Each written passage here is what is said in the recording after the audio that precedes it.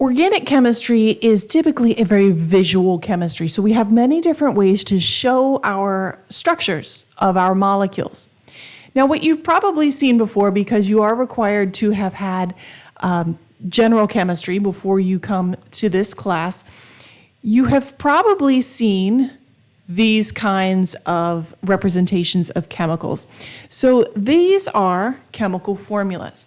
Chemical formulas are a representation of a molecule unit where we're going to have our chemical symbol or the letters that are found on the periodic table, and you're also going to have numbers indicating how many atoms of those elements that you would have in one molecule unit.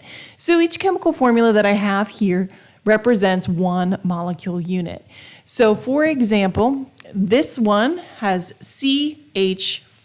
So that shows me that in one molecule I have 1 carbon and 4 hydrogen atoms. In the second one I have 2 carbons and 6 hydrogens. And in the third one, then I have 3 carbons, 8 hydrogens, and then 4 carbons, 10 hydrogens. Now that doesn't give us the whole story in organic chemistry, and that's because carbon has some pretty interesting chemistry in that it can bond more than one way. So what you've also seen in general chemistry is you've seen these Lewis structures. So if you need a brief primer on Lewis structures, you count your valence electrons of all of the atoms that are coming to the party, and then you distribute, you find your central atom, distribute your terminal atoms, count up your electrons, make sure you've used them all, octet rule is satisfied, and you build your Lewis structure. Now, in organic chemistry, we use a version of the Lewis structure. It's called the Kokua structure. And the Kokua structure is basically your Lewis structure without any additional lone pairs of electrons put on them. Now, in these structures I'm going to show you here, we don't have lone pairs, but eventually we'll get there. So we have this first molecule, and this first molecule, again, is used often as an example in Chemistry 1, but this is called methane. And I know we haven't named anything yet, but the more I give you the names, the easier they will become to remember eventually. So this is methane. Now we also have what's called the condensed formula. Now the condensed formula is more of a linear approach. And for methane, the condensed formula is just the chemical formula, and it's the only one where that occurs. Then we also have what's called the skeletal formula. Now the skeletal formula of methane is pretty tough to do because the skeletal formula is where you use lines to designate the bonds, and the carbons and the hydrogens are implied. So we're not going to have a skeletal formula for methane. But down here for this molecule, so I have my 2 carbon atoms, and I'm going to bond my hydrogen atoms. And when I do that, I use them all up, and that satisfies my octet. And this is called ethane. So ethane is a 2-carbon molecule, and it has the maximum number of hydrogens that those carbons can handle. It's called a saturated compound, and it's saturated because it has the maximum number of hydrogens possible. So the condensed formula for ethane, we would draw that by first recognizing that we have this methyl group here, this CH3 group. So CH3 would go here. So that's what this one designates. And then next door, we also have another CH3 group. So that CH3 group would then be shown like this. So the condensed formula for ethane would be CH3, CH3. Now the condensed formula shows us the order the atoms are bonded. The skeletal structure for ethane is just a line. It looks like this. Now the skeletal structure, you have a carbon at every end and bend. So here's an end and here's an end. There's a carbon at each of those ends. The hydrogens are implied. Remember that carbon wants to make 4 bonds. So if you only see 1 bond there, that means there's 3 hydrogens to fill out the octet of that carbon. Then let's move down to this next molecule, C3H8. C3H8, when we draw out the Lewis structure, the Kokua structure, when we're talking about organic, looks like this. Now this is called propane. The the prop indicates that we have 3 carbons, and notice how we're forming a pattern of ane at the end. That'll become important later. So we have these 3 carbon groups, and first I'm going to use the same color structure. So here I have this CH3 group. Then I have a CH2 group. Then I have another CH3 group. So when I write that in the condensed formula, I write it out just like this. Now for the skeletal structure though, it's going to look something like this. It's kind of like, 2 sides of a triangle. And we do have this bend. See how there's a bend here and there's a carbon at every end and bend. So each of these is a carbon. Now this one in the middle shows that there are 2 bonds showing. There are 2 carbon-carbon bonds on this carbon. There's this one on the left, and then there's this one on the right. And because there are 2 bonds showing, carbon wants to make 4 bonds. We know that is a CH2. Now when we get to something like C4H10, we could put that in this order here. That's one way. Or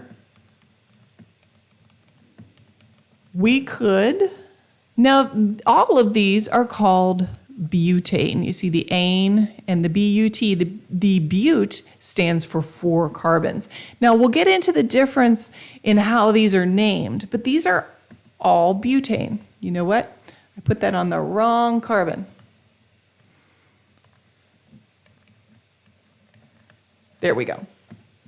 So the condensed formula of this butane, first let's divvy out our groups here. We have this CH3 on the right, we have this CH3 on the left, and then we have 2 CH2 groups. So when we go to write this condensed structure, we would go CH3, CH2, CH2, CH3. Now you can also write this with the CH2 groups in parentheses and show that there's 2. They mean the same thing. They are equivalent. So when you go to write the skeletal structure, you give it a zigzag line. There's a carbon at every end and bend. So there's 1, 2, 3, 4 carbons showing. Now for this version, and this is a slightly different butane molecule. So for this version, we would also divvy out our CH3s.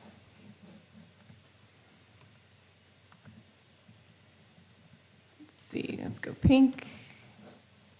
But this time, the carbon in the middle here is a CH. It's not a CH2. So then I also am going to need to define this. And we do that, we can still do that linearly. So I'm still starting with my yellow CH3 on the left. Then I have a CH.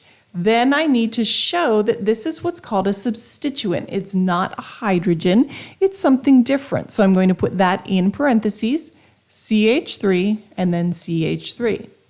To draw the skeletal structure of this compound, I would start with these 3 carbon atoms, 1, 2, 3.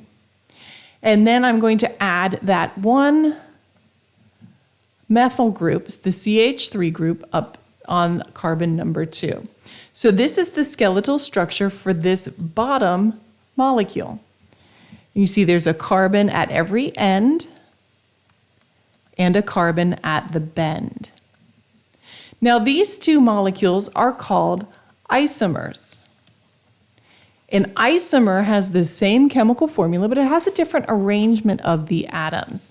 These are specifically called structural or constitutional isomers. The atoms are bonded in a different order. Now let's look at a structure with a heteroatom. So if we have this as our condensed formula, we can work out that Lewis structure to look something like this. Now I'm going to put in the lone pairs of electrons because I'm going to end up using them in a later video. So I just want to review for those of you who might not be sure, there are 2 lone pairs of electrons on that oxygen. Now this is the condensed formula. This is the Lewis structure. In organic, we often use Kokua structure.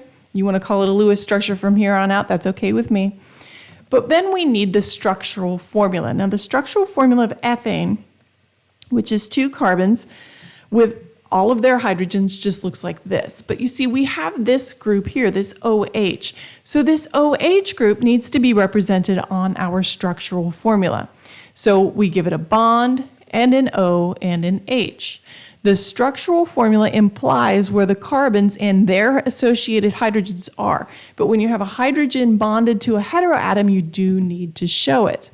So let's do another one. So if we have a condensed structure that is CH3, CH2, 3OH, like this, first let's work out that Lewis structure. So I have a total of 4 carbons here. And then I fill in my hydrogens, make sure they are in place.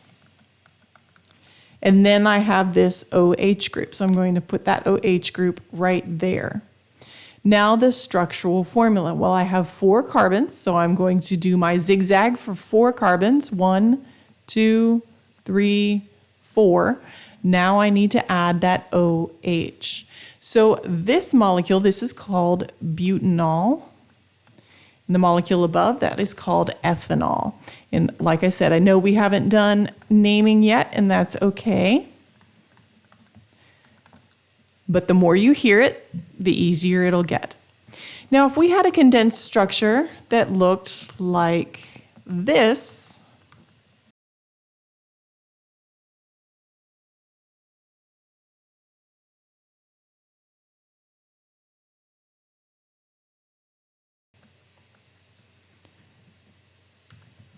and notice what we have. We have this CH3 on the end.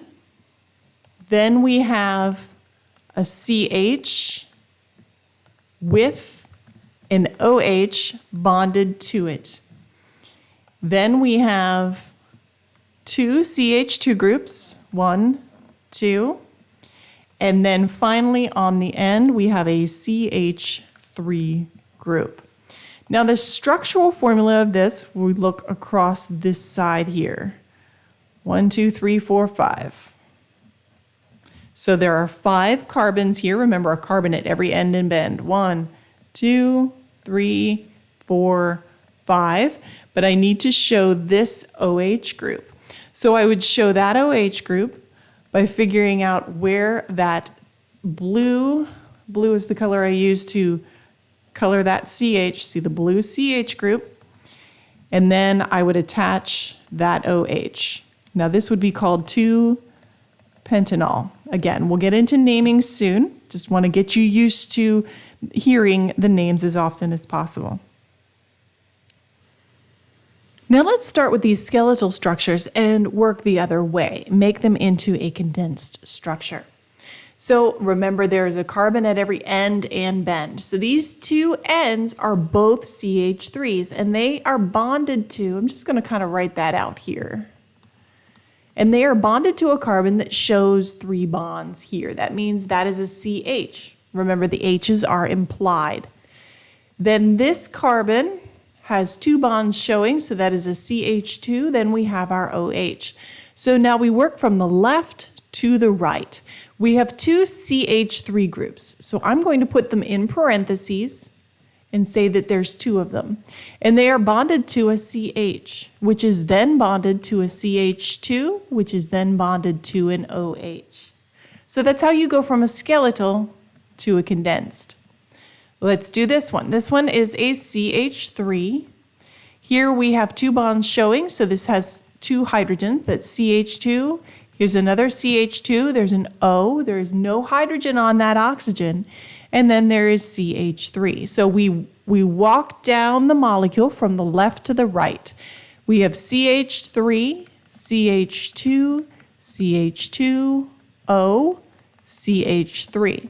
Now you could condense those two CH2s like this. These are equivalent, so it's fine. Now on this last one, we have a CH3 on each of our ends.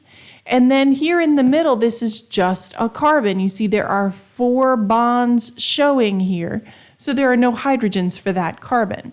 Now to show that this carbon is bonded to an oxygen before it gets to the CH3, again, you start on the left. So we would go CH3, CO, CH3. And that is how you would get from the skeletal structure to the condensed structure.